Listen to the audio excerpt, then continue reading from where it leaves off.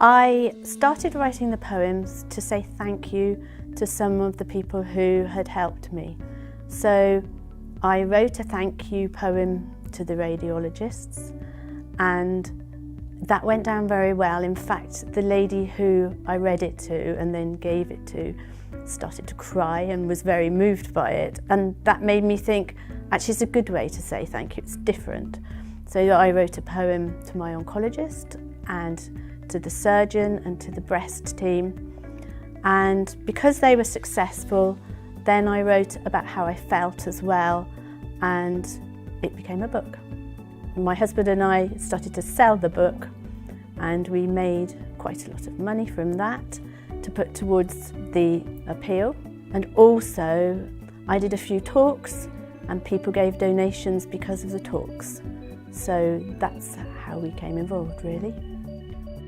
Having to go to Poole for radiotherapy is a long old journey for us.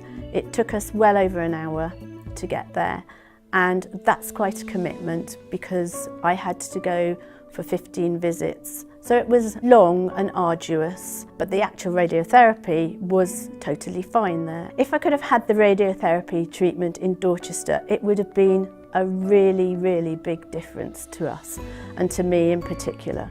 I would have known the people. It would have been half the length of journey, and we could have fitted it in a much shorter frame of time.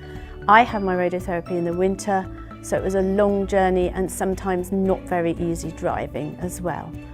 The other thing is that some people felt it was too far to drive and too far to travel, so they didn't make that journey, and for them that's a very sad decision to have to make, I think.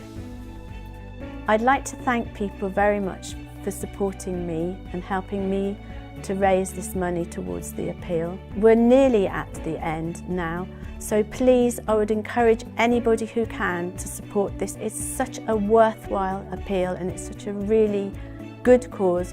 We're almost there, but there's just a tiny bit of a way to go. So if you can, please help us. It will change the lives of so many people.